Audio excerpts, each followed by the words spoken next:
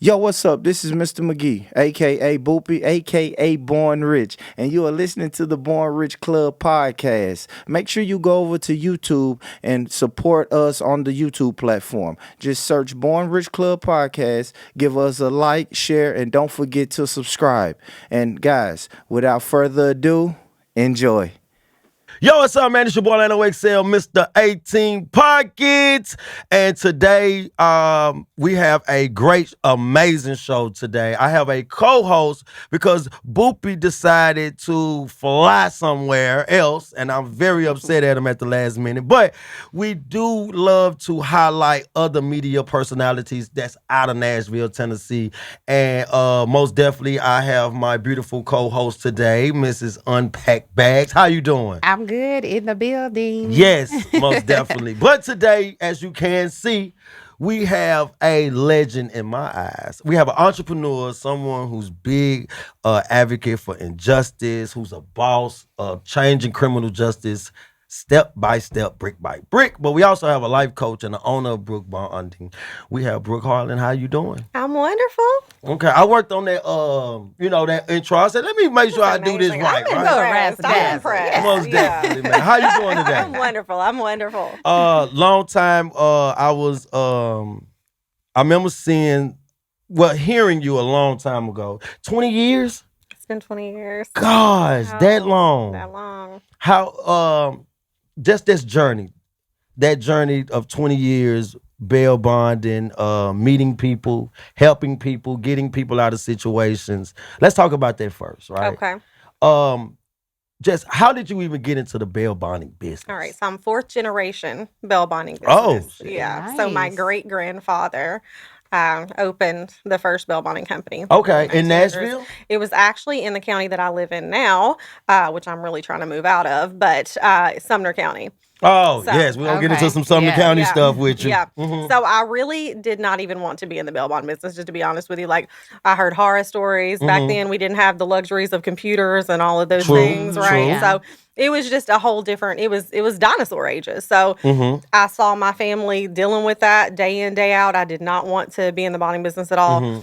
And I remember it was my senior year in high school, and I think one of my family members were like, hey, are you going to come on and, get in the business? And I was like, hell no, I'm going to get my marketing degree, Okay. move to LA, Yeah. work for a really well-known marketing firm, marry Luke Perry, if you knew 90210. Yeah, most definitely. I Right? know who Let's Luke go. Marry Perry Luke is. Perry, What? yeah, that was Most like, I definitely. did not want to be in the bonding business at all whatsoever.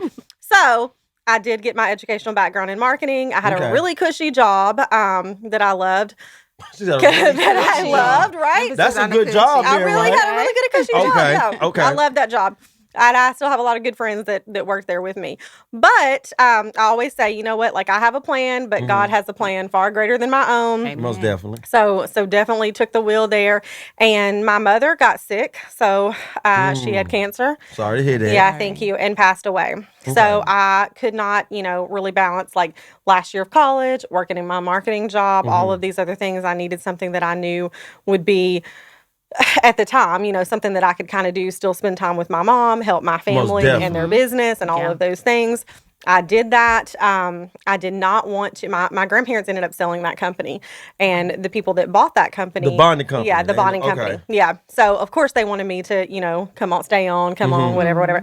I didn't want to do that. I really felt called to come to Nashville because that's where I was born and raised. Okay. Hey, so born and raised, a lot of people think, you're from Nashville, you must be from Belmead Boulevard. I am not. I am from East Nashville. There we 2019 go. Hackberry Most Lane. definitely. A lot of people don't know Yeah, that. but that's a right? compliment when people say Yeah, that. it But, is, it is, automatically they say, you from East Nashville. Right, But I'm from East right. Nashville. But most definitely, that's a compliment, though. So the house that I grew up in on Hackberry Lane was the house that my grandparents built together, gave to my parents, and I lived there till I was probably like going into my teenage years. And Okay. then the area back then was not like it was, 15 years ago, most right? So the areas kind of started getting a little bit sketchy. Break-ins started happening.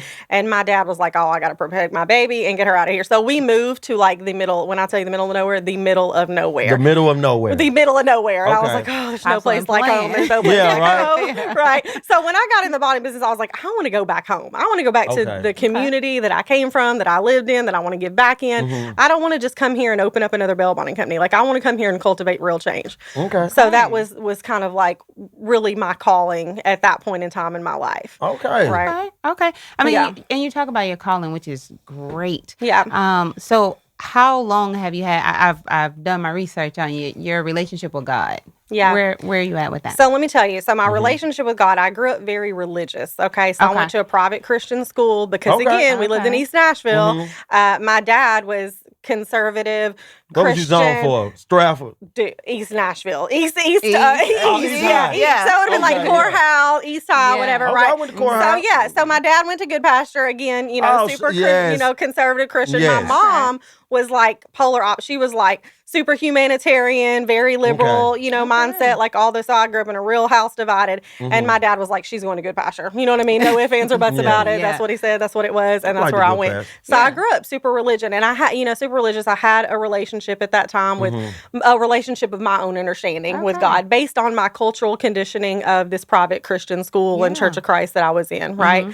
However, fast forward years later, love, marriage, kids, all those things. My husband, late husband, Channing, was working with me in the business, raising children together. Some would say that was the American dream, right? At that point in time, we went to church every Sunday, very religious background.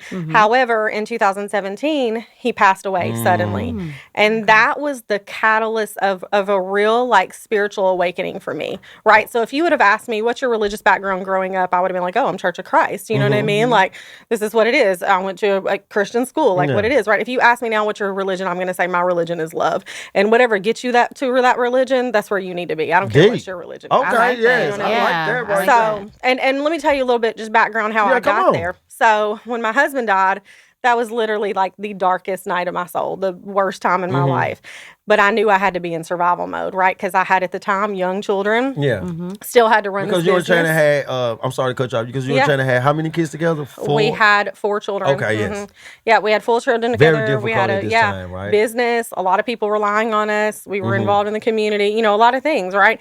And so when he passed away, there was days that I was just like, I don't know if I can get out of bed today. I don't even know if I want to get out of bed. At that point, it was I wasn't suicidal, right? But I didn't care whether I woke up the next day. It was a really hard time. I just knew I had to be in survival mode. Was that deep depression at that moment? 100%. Yeah. I didn't even know what depression was until that moment. Yeah. That was literally the darkest night of my soul. Going through that time. And again, I had all these people, depending on me. So I knew I had to be in survival mode. It was not an option for me just to be like, okay, I'm done. I'm out of here. You know what I mean? I had to keep going. So I just remember having that conversation with God, you know what? I don't know what I'm going to do to get out of this, but if you will just help me get through this day and help me get through this darkest night of this time of my life, I'm just going to totally surrender and give it all to you. Most definitely. You know what I mean? All to you. And that was really the catalyst of the change of the relationship that I had with God. Because growing up, that was a God of fear. That was a God of wrath. That was a God of fire. That was how I was culturally conditioned to believe. Now I have a relationship with God that it's this is my best friend. You know what I mean? This is who I talk. This is my go-to person. This is who I talk to no matter what's going on in my life all day, every day. And I just said, you know what, God, if you just let me get through this, I'm going to surrender and I'm going to totally be your vehicle. You know what I mean? Whatever you need me to do, wherever you need me to go, whoever's lives you need me to touch, that's what I'm going to do. And that's big because, and that's what I did. I'm sorry, that's real big at when moments like that happen, someone you love, someone you care about, and all of a sudden they're no more a part of the growth, the picture no more. Right. It's very difficult to get past those journeys, but when you do look at your higher power, and it's this is the time to really believe. Right. 100%. At this moment. Yeah. 100%. So yeah. now I want to ask you something. Like you said, been in the bail bonds for 20 years, 4 generations down. Give me something, what's the toughest thing about being a bail bondsman? Seeing your clients who are really, really, really innocent, and they're innocent, get railroaded in the system. And I want to go back to what I said to you about when I surrendered to God and said, you know what, I just want you to be the vehicle. You just take me where you need to go. When I tell you after that, everything started happening. All of these people Most came to me definitely. that were innocent. And I'm not saying that I just bond out innocent people. I bond out guilty people too. For sure. You know what I mean? Let's get it right. Let's get it Look, right, right? Let's get it right. We got a team of people that you most definitely can call Brooks Bonding. That's right. And we'll figure it out after you give me the money. That's right. But seriously, like, I just, from that point, it was like all of this stuff started transpiring, and I was like, oh yeah, this is definitely a God thing. God needs me in this room. God needs me with these people. And so many people, so many of my clients came back, the ones that weren't always innocent, came back and said, you know what, Brooke, like, my life is better because I met you, because you were in it. You weren't just somebody that I did a business transaction in. Most definitely. Right? Like, one of my greatest stories of all times. I don't know if you know who he is. His name is Philip Hawkins. He's the founder of Dads Against Destruction. Yes, most definitely, yeah. He used to be wild out here in these streets. Okay, I think he told me when he said, "Man, I've spent like $100,000 with you this year." I said, "Really, $100,000?" I said, "I appreciate that. My kids had a great Christmas, but what was the teachable moment in that? Let's talk about that. Yeah, right? we keep bumping our head now. Let's talk Hold about on. that, right? So watching him grow, and he would come to me and be like, "You know what? Like, I want you to be proud of me. I'm doing this. I'm doing this." He finally came to me and said, "I'm doing a program. It's Dads Against Destruction. I want to get all these, people out here out of the streets, get powers of example with dads, kind of try to get them when they get 18 so they're not out here." I said, "That's an amazing idea." Most definitely He said, it "I was is. hoping that you would say that because I need you to sponsor my program." And I did. Nice. But fast forward years later, he became like one of my best friends. It wasn't just like a client. This was somebody that was at my house on Christmas. You know what I mean? At my house on Thanksgiving. Somebody that came like a brother to me, like a family member. And I watched that transformation, and that was so inspiring to me. Fast forward, unfortunately, he ended up losing his life to street violence. Yep. But and that was a hard blow for me too. Like, just loss after loss. You know what I mean? That's a hard blow, right? Yeah. But for me, it was like, oh my God, this person came to me even right before his death and said, "I'm a better person because I met you, and I want you to know." How'd that make you know what I feel? mean? Oh my God, accomplished. Like, when you say, what's the definition of success? It's not about money. You know what I mean? It's like, that's just a bonus. It's for me, it's like, how many lives can I have an impact on? I feel you. That's how I am. I was in the street life for a long time, and then I bumped my head, went on timeout. And I made a promise to myself when I come home that I was going to, because I know how to get in trouble. Right. Yeah. So now I want to learn how to stay out of trouble. And starting this podcast and seeing people who know me, we were just having this conversation before you came in, and just having people that know me now and seeing the change and how proud they are of me, that just gives me so much life now. Yeah. You know what I'm saying? So Yeah. I see what you're saying, Brooke. I want to also ask you this, right? So we talked about all the things that are going on. I want to ask you some stuff about Sumner County. It's deaths that's going on in the Sumner County Jail. Right. It's looked like it's a pattern. Yeah. Give me your thoughts on these situations that keep happening in this local jail. So let me say this, because it's my understanding that they don't have visits anymore. Everything's like done on a tablet now. See, I didn't Right. know that. Yeah. Okay. So it's all done on a tablet from my understanding. Everything is. Okay. So my first question is, how are these, if there's no visitation, if people aren't coming in there, if they're getting searched properly, all of those things that you proclaim to happen, maybe it does. How are the drugs getting in the facilities?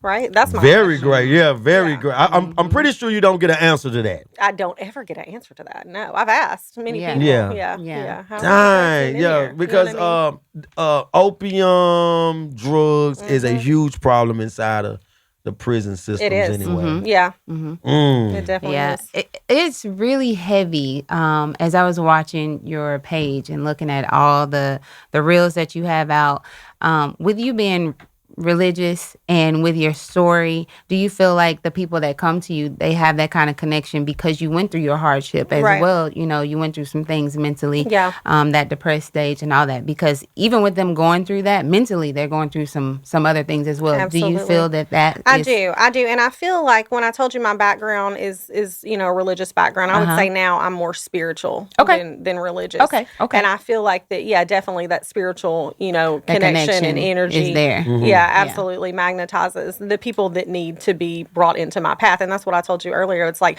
when I said, God, I'm just going to let you be, you know what I mean? I'm just going to be your vessel. You just take the wheel. Where do you need me to go? Who do you need me to help? Right? Most definitely. Like that's when all of these people started coming into my path and really needed my help. Right. Yes. I also see when I'm able to talk to you and I see you and I'm listening to your story, you're very look like non-judge, like not judgmental. Right. Yeah. So when you do get these people out of situations, right, and it's easy to talk to someone who is not looking at them as a paycheck, or Right. Somebody, if I can open up and be like, man, look, I messed up, I'm sorry, because I'm pretty sure you use people use you over and over and over bonding company wise, right? Absolutely. Yeah. And then it's like a teachable moment sometimes. Yeah. And you get to be that person that can teach someone something, and then because we get tired of getting our head bumped, you know what I'm Right. saying? Yeah. So when you do, so you give me that outlook and that you give me that, hey, you can talk to me. What's going on? Okay, let's fix this right here so Right. you won't keep bumping your head.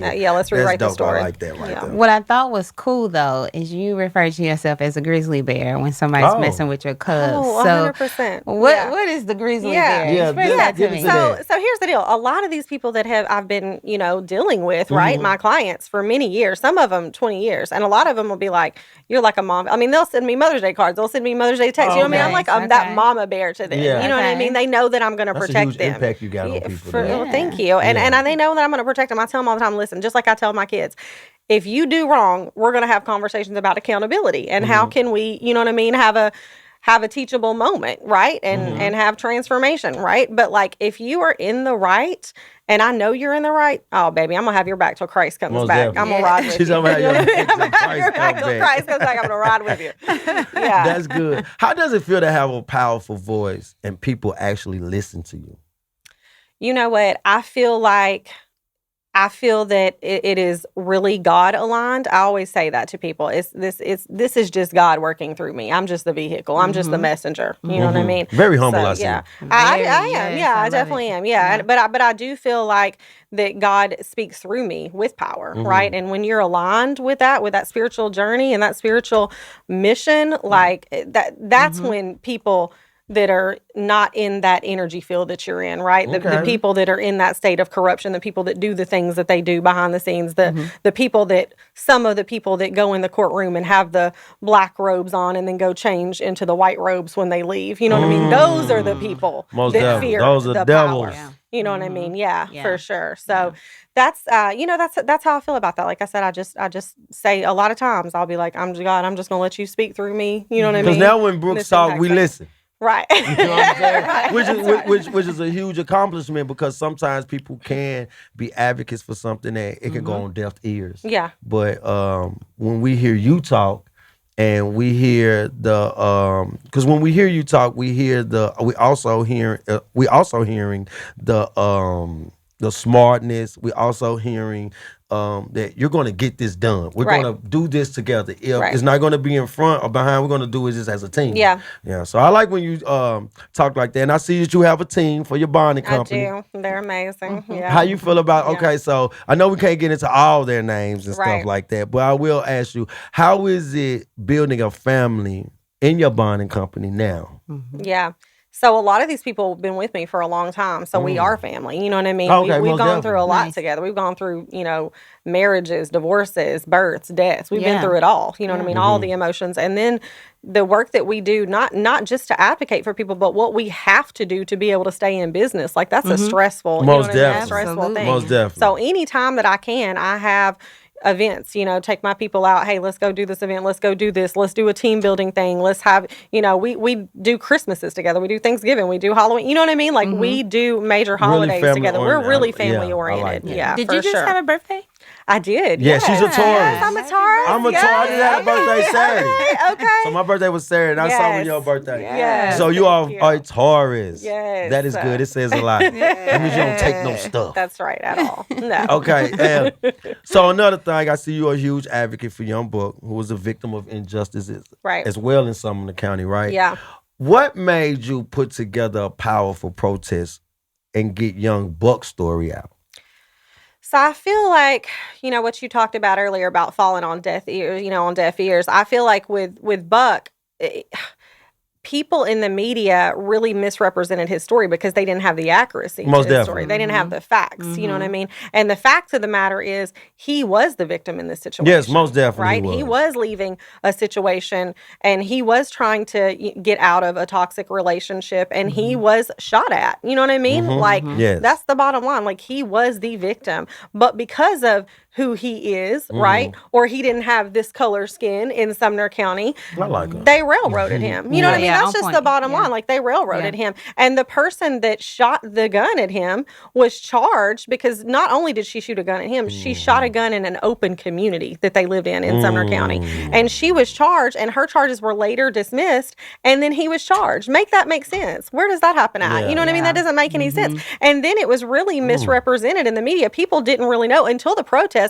People didn't really know what happened. They just saw, oh, young buck in the system again. Yeah. Young buck, Yeah. you know what I mean? They had no idea what was really going on behind the scenes, right? Yeah. So in this, and I'm not saying in every situation that he's wore a halo, right? Yeah, Let's be most real. definitely. I'm just I gonna be am. real I'm about saying he that. wear a halo. What my camera at? Taylor Princess, I'm saying, Buck wears a halo. Okay, Leave him okay. alone, Sumner County. But in this situation, he Yeah. was wearing the halo, For right? sure, He was wearing most the halo, definitely. and he wasn't in the wrong. And again, I'm gonna have his back, you know, because he wasn't getting the attention to his case that he was supposed to get.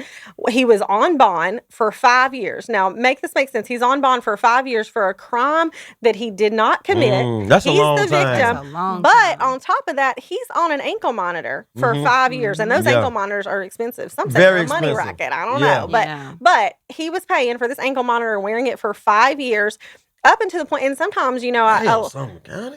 Yeah. 5 years. I Yeah. never heard of that. I'm It's ludicrous. not taking Buck's side, but I am taking the right side. Right. Where Yeah. that's very unheard of. It Yeah. is I'm gonna 5 say years that. on an Very ankle unheard of. monitor, reporting to bond supervision. It's not like here. It's a lot different in the metro area. In Sumner County, you have to go report. You got to pay all this money. You got to do drug tests, and you do here in some situations too. But he should have never even been on an ankle monitor. Where's he gonna go? You know what I Yeah, mean? for Like, sure. Yeah. like where's he He's a gonna huge go? public figure, right? like- For one, Yeah, he he's should have not never gonna been on an be able to ankle go monitor. too But many he was places. on this ankle monitor, and he was, you know, doing everything that he needed to do throughout this dispensation of time while he was on bond, up until a point that he got sick, and he was in the hospital. He was under medical care. There were some dispensation of time that he didn't report. He was very sick. You know, they notified the judge of his conditions and what was going on, and she said, you know what? She didn't even know any of the facts of the case because this wasn't the judge presiding over the case. So it wasn't his. It wasn't his original, judge. yeah. No. So this was just like a fill-in judge, right? Here's what's crazy. The judge said this would be a conflict of interest for me to hear because the probation officer,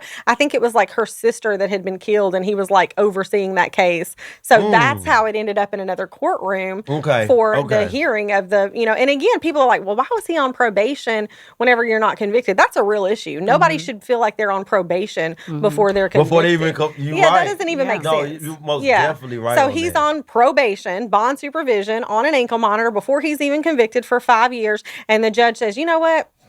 I'm going to just let you go lay down for 30 days. And that was wrong. You know what I mean? That was wrong. And I said, you know what? This county, and so when I started posting about Buck's case, and there was somebody else's case I was posting about as well in Sumner County, when I tell you hundreds of people started reaching out to us, commenting, messaging. Yeah. This happened to me. This happened to me. Yeah. My husband hung himself in there. My husband overdosed in there. I saw This, that. my Yeah. that, my, and we were like, this is insane. Like that is what opened the floodgates for me. Like Yeah, that most was just the definitely. catalyst of, okay, so they've just been doing whatever the hell they want to out there because basically. nobody's been holding them accountable. I said, oh no, not today. We're Nah, going to Miss have some Brooke. accountability Yes, we're today. gonna have- Okay. Yes. I'm going to I go got to their time front today. door and hold their asses accountable. And you most that's what definitely we did that. You went to Yeah. the front door, Right. and I don't know. Look, I happened to see you on that front porch, and then next thing I know, I seen Buck's story. Yeah. Yeah. So I said, "Hold on, Buck out."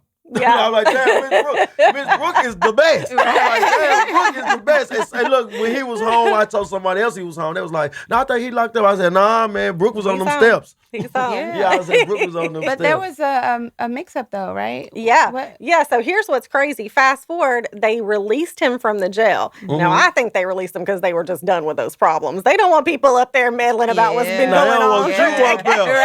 Right. We gonna be honest, Hey, Brooke. hey, hey. Yeah, hey. Right. Hold on. Hey. It's Brooke out there. Right. Man, get him out. Right. Just tell him, come on. Right. So he just slid on out. Well, then he went to go report to the bond supervision company. And she's like, well, I haven't got any paperwork. You know what I mean? For your income bond or for anything. So he's on the way home. She calls and is like, hey, they just called and said they released you by accident.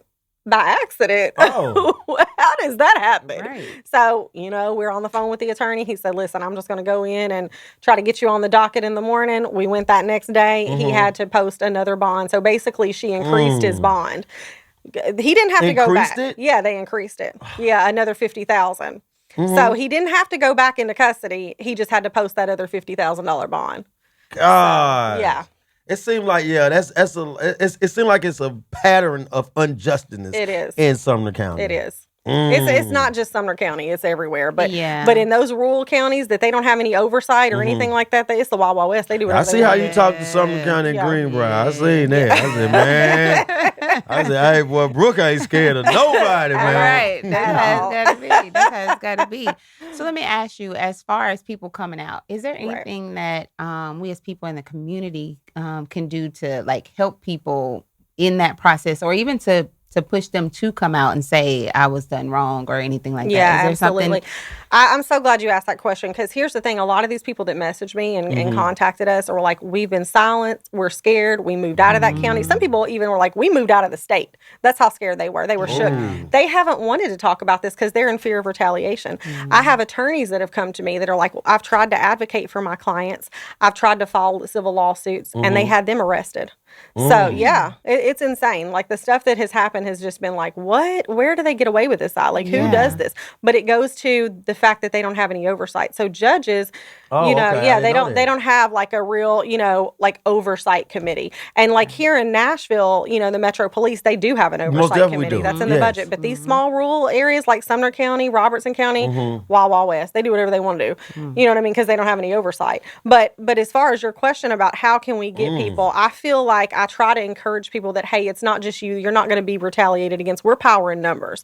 They may be able to retaliate against you, or they may have done that in the past. But when we're here, hundreds at a time, and you think about this, hundreds have come forward with all these stories. Think about how many thousands are out there that have not yet come forward with this. But they are. But they are. They continue to come forth, the story after story after story. So I feel like we are power in numbers when we go to that Capitol and say, hey, we need to change these laws. You know what I mean? What's going on? These judges, some of the judges are like, some of them are really good judges. Let me be clear. I know some. Because really everybody's not bad. I tell people like cops. It's like, not like that. All cops are not bad cops, no. but we do have bad cops we have good cops that get overshadowed by bad cops. Because what happens is you have bad cops that are corrupt and they do whatever the hell they want to do because they get away with it and there's no accountability. But then you have good cops that are like, oh no, this is wrong. Let me speak out about it. And then what happens? They get arrested. Most definitely. Right? They lose their jobs. Yeah. So a lot of them are like, I'm just turning the other way. I talked to an officer in Portland. I said, how do you work? Like your whole department. I mean, they're the biggest bunch of white trash thugs I've ever seen in my life. Most definitely. How do you work there? Right? Yeah. How do you get up every day and go clock into that job? Because you're not like that. You know what I mean? This is a female officer I talked to. She said, honey, I'm just trying to retire and keep my job and my home. You know what I mean? And that was sad. And that I'm is like, sad. that's really sad. Basically, what you got to do is be quiet and allow the corruption just to keep going and on. Look the other way. And I got to look the other way. And that's the thing. Difficult. Yeah, it is difficult. And then you have judges, they're really good judges. They really strive to do the right thing, But then you have judges that are just, it is what it is, just backwoods, racist pieces of shit. You know what I mean? That's what it is. And they do whatever they want to do. And when we look at all these people that have filed complaints, right? Because you say, the first thing I say to someone, have you filed a complaint? Where's it at? What's going on? These complaints are not open to the public.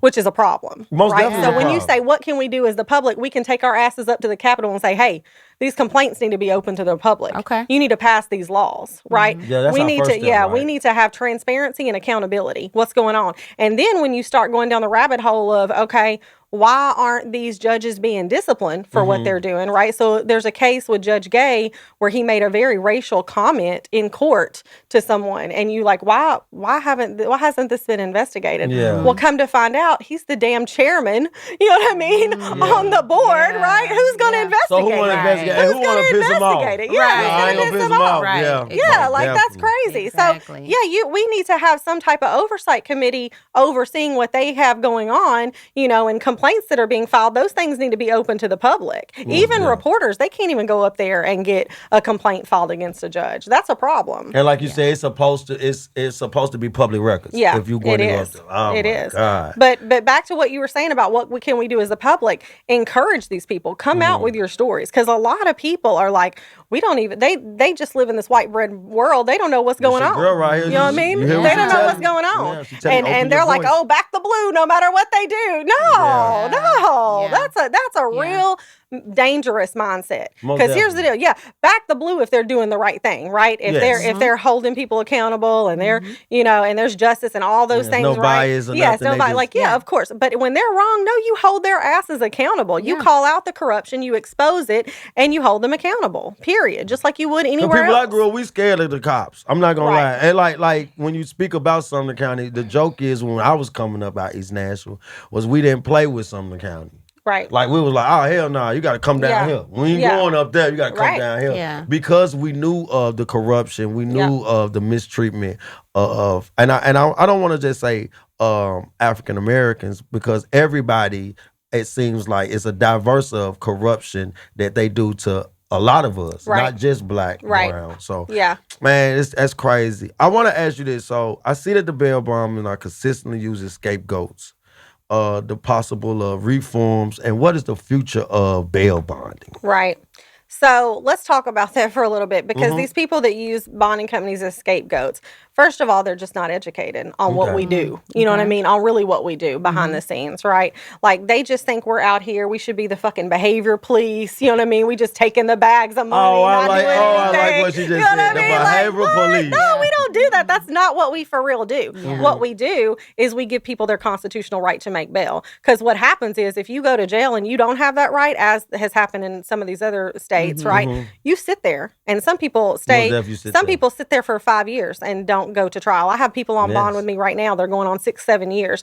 Praise God, they're out here on bond and can fight their case on the street. Yeah. But what happens if they can't? You know what I mean? What happens if they take that ability away? And people say, well, why would they want to do that? Why would the powers that be want to take people's ability away to make bail? Well, several reasons.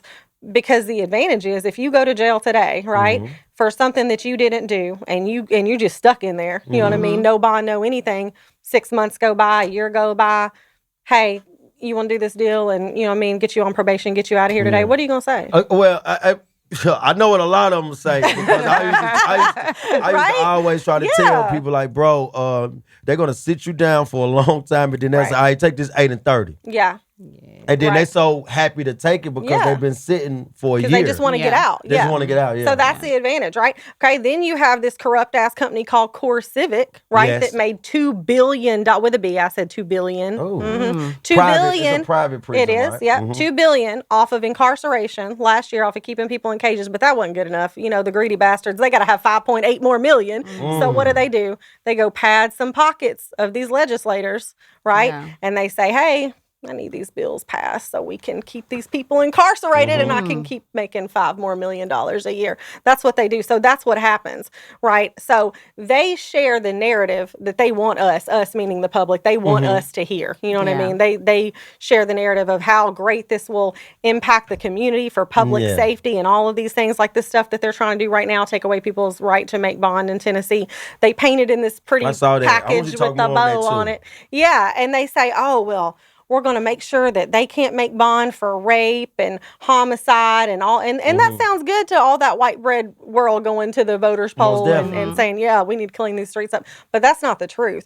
They're being untruthful, because I've seen what charges that people can and can't bond out on. There's 73 charges that that judges are going to have the ability to be able to deny their bail. deny their bond. That's a problem. And think about the mass incarceration that's going to And cause. you say 73, so it's 73 73 offenses offenses. Yeah, 73 different offenses that people can't make bond on. That's a lot. It's a lot. And not only will it impact people who get arrested who are truly innocent, right? They're going to lose everything. They're going to lose their job. They're going to lose their kids. They're going to lose their housing. They're going to lose all of these things because they have to sit in jail and fight their case, right? You're right. No, you're most definitely right. That's a problem. But damn, see, bro, I see why they scared of you. Yeah, because I speak the truth. Because I speak the truth. And here's the thing: you think about this. Like my kids are in college now. I have an 18 or 19-year-old. Damn, and they're good. Girl. Yeah, I know. I look young, but it's the Botox. You sure the hell do. Wow. I didn't know that. Yeah. But my daughter. Congratulations on that. Thank you. Yeah. But my daughter, she just finished her first year of college with a 4.0 on the dean's list. But she's in a sorority, so she'll drink your ass under that table. Now I worry about her because I'm like, oh God, what if she gets pulled over and gets a public intox? You know what I mean? I would be devastated. Right. But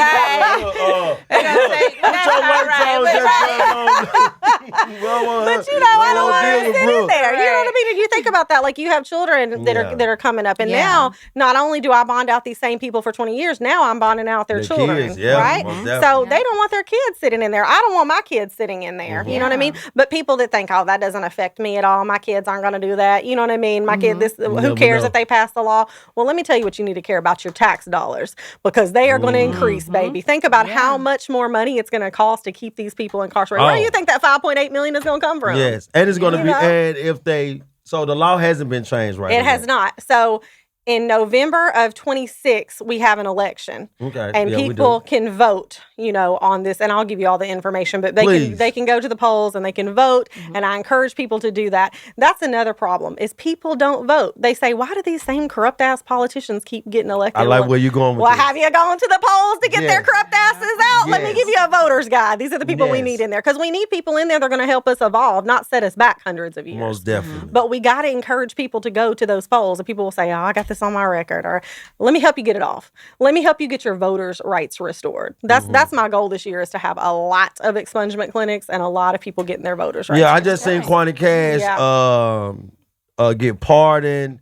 And that was a big thing for us, because that was somebody that we all looked at coming up, and just being able to make that drastic change like that, and gives a lot of us hope and things like that. Yeah, absolutely. Brooke, they scared of your ass, man. I know they is. You gonna have them on the front step. They're scared of God working through me. Well, that's what they is. They're like, nah, Brooke, for sure.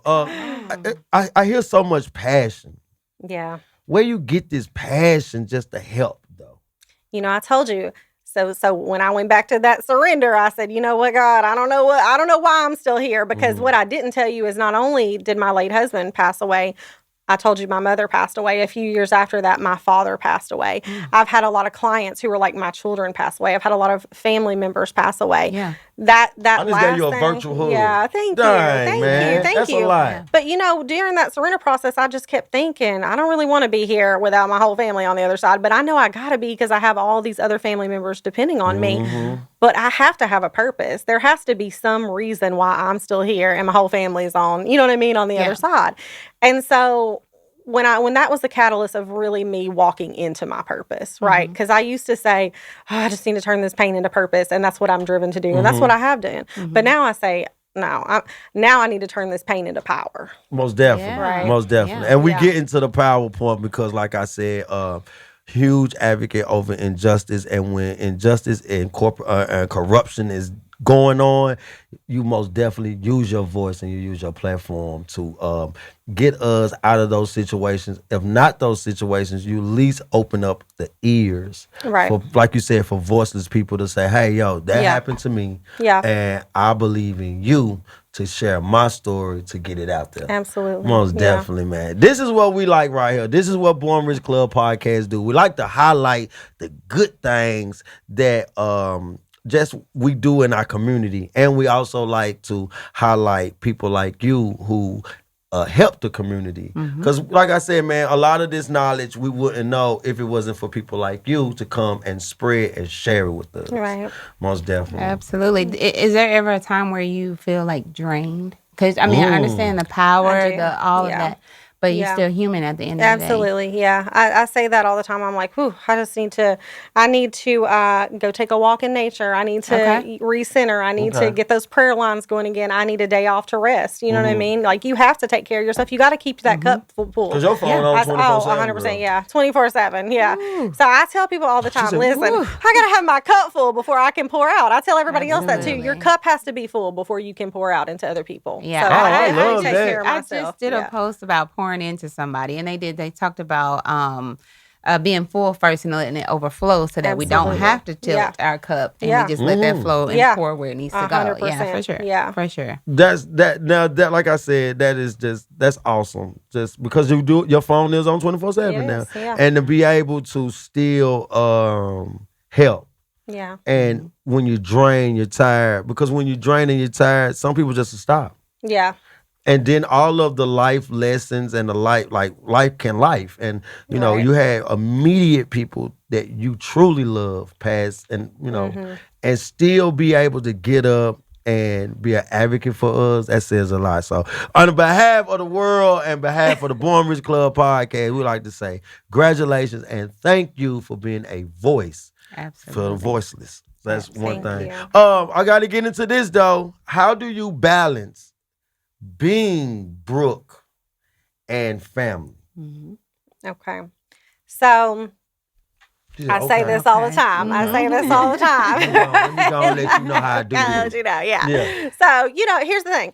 My kids now, as I told you, they're grown, right? Except I have one that's still a minor. He's going into high school. And so, Okay. but I'm still, again, that mama grizzly bear, even to my kids. I try to watch over them, all those things.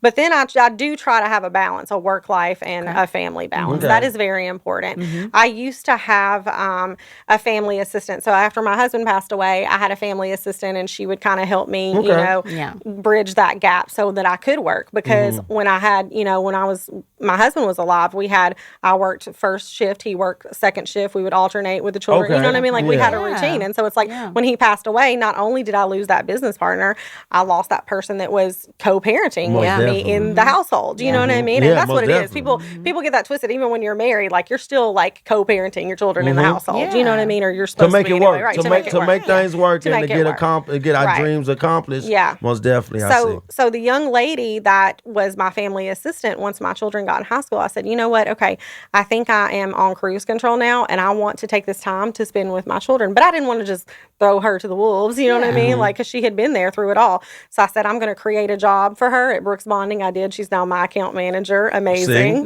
Shout out to Nice. Jennifer. She's amazing. Okay. So she went on to take that role, and then I said, okay, now I can kind of step back into this mommy role and still have that life balance and take care of my children without having to have that family assistant or whatever. I remember one day I came in and they were like, where's the family assistant? Where's Jenny? And I'm like, I am the family assistant. What Yeah, would you like me to cook for dinner? I like that. No, I'm the family assistant now. My co-host Boopy, who couldn't be here, he'll kill me if I don't ask his signature question. Everybody know. I gotta ask you this: how is dating? Are you dating? So, okay, let's go down that road. Let's go down that road. He'll kill me if I don't ask you. Okay, so prior to me getting married to Channing, I had a boyfriend in high school, and he made bad choices, and so Channing was the next up. You know what I mean? Right? Come on, Let's Channing. go. He was the next up, right? Come on. Okay. Don't even worry about it. So love, marriage, baby carriage, all the works. And when he passed away, I was like, honestly, I didn't even think about dating anymore. I was like, I don't think I can ever do that. You know what I mean? Like, I just wasn't there. Fast forward a year later, the boyfriend that I dated before Channing in high school, starts hitting me up like, hey, are you good? Are the kids good? I know that, you know what I mean? And we hadn't spoken like 20 years. We had a pretty shitty breakup. I told you bad choices. Okay. He had to sit on the bleachers for a long most time. definitely. We had to sit it out in timeout. So That's a long time. that's a long time, 20 years. Yeah, He literally had several seats. most definitely. Right. So he, I started getting in the DMs again. It was like, I just want to check on you. I'm checking on the kids. And I'm sure that, Yeah. you know, it was, you know, and then we Most started definitely. communicating and had a friendship. He had been going through some things, and I, you know, really tried to be that beacon of light, you know, for him. He was the beacon of light for me. So we reconnected, started dating. Fast forward, a year later, got engaged. Fast forward, got married. So There we we're- go. Yeah, there we go. So yeah, we're married now. That's what's up, man. And that's Nice. hey, look, you deserve all of this Thank because you. the things that you telling us that you went through, and just being like I'm gonna keep saying it, just being an advocate for us. Yeah. And having a lot going on. Like I said, he would have killed me if man, you ain't asked her was she in a relationship, man. I wanna know. But yeah, so that was dope, man. Anything else that you want to share with Brooke before we go? Okay, so this is a little Okay, bit let's go. off. No, it's just simple. let's It's- go. It's simple. No, It's let's simple. go. But I know with Boopy, he wouldn't be asking this question. and Yeah, neither most would definitely. Leno. But what's the lip color? So that's the red. That is my signature. You know what? Here, Yeah, let me I tell you seen this. that. I've never been I want to fit in. You know what I mean? Yeah. I've always been like authentic. I don't care about what other people's style is. I don't care. You know, and I have these conversations with my daughter now, like, what are you walking out of this house in? Like, this is not a whorehouse. You know what I mean? Oh, well, everybody else will like, dresses like this. Look, And I I'm love like, her. I love like, you. what is going on? You know, so like we have these conversations. No, like have some self-respect. You know what Yeah, I most mean, definitely. right? Like you don't have to be like everyone else. Like That's you can be right. classy with it. You can Yes, still be cute and most classy, definitely. That's right? right. So I'd have these conversations. Who cares what their makeup looks like? Do your own makeup. You know what I That's mean? right. And I've just always felt like I love the red. I love my, you know, my mom loved the color red. I wear a lot of red. I might wear black, but I pop it off with a red lipstick. Most Like that's definitely. just like my signature color. Like, I've always had that. So even when you look back, unless I'm on vacation or something, like I always say, I either look homeless or Hollywood. There is no in between. Yeah. So when I'm on vacation with There the ain't no messy in bun between. and some lip gloss on, I don't have the red on, you Yeah. know, right? But like when I am out here in these streets, I'm gonna Yeah. represent my signature Most color. definitely. And And most I don't definitely. care what everybody Well, you else do it good, read. though. Thank you. You Yeah, did- that's yeah. what I'm gonna Thank ask you. about the lip color. Yeah. Yeah, because when I went Exactly. on it, I remember just going on your page and I was just looking, and I'm just like, the first thing popped in my head was, where the TV show at? Like I'm like, she gotta have a TV show, but then I'm looking, I'm like, no, this every damn picture. So, but I most definitely feel you are a Yeah. public figure, and Yeah. that red lipstick is your signature. So when we see, I need love Brooke with the red lipstick. Right. Yeah. That's who Right. gonna fight Yeah, for me and that's right. get me up out of here, man. That's right. Before we go, can you tell this camera right here where we can find you and just anything that you got coming up? Anything Yeah. like you said you got coming up. Just tell this camera. Absolutely. Yeah. You can find me on all social media platforms at Miss Brooke Harlan. I am starting my own podcast, and that Oh. is Let's go. Misrepresented. Yep. Misrepresented, coming soon. And See, is that an exclusive? it is an exclusive. Look, we just got an exclusive. Brooke Harlan. It is. Come on Say that now. again. Yeah. Misrepresented with Miss Brooke. There we go. Let's go. Yeah. I got some stories I'm want to share. You want me on? I don't charge you. But most definitely, you can check out on all social media forms. Y'all, she just told y'all, listen, for a second, I like to do a thing called Mushy Moment, where we get to highlight, like I said again, highlight everything that you just talked about and the amazing things that you're doing in these communities. We want to say thank you. And Brooke is the person that you can call. She said 24/7, that phone on. She got a team of people that get you out of jail, and you ain't got to be innocent. You can be almost in trouble, just get out of jail. Right. That's we right. We don't discriminate. Hold on, so we can do a teachable moment. Right. That's what you That's like to right. say. Teachable so we moment. can do a Yeah. teachable moment, man. You already know. Listen, my name is Lano XL. I'm gonna give y'all two things, man. Stay true, get money, stay true. It is. You don't want to do your outro? No, she don't want to do an outro, man. But like I said, man, Boopy come make it. I have the wonderful, talented Unpack Bags live in the building that helped me co-host. And you see who we got. We got one of the biggest advocate out of Nashville plus Tennessee. We got Brooke live in the building, man. So do what you supposed to do so you won't have to call her. But if you do call her, just know she coming. That's so right. y'all already know. It's your boy Lano XL. Peace.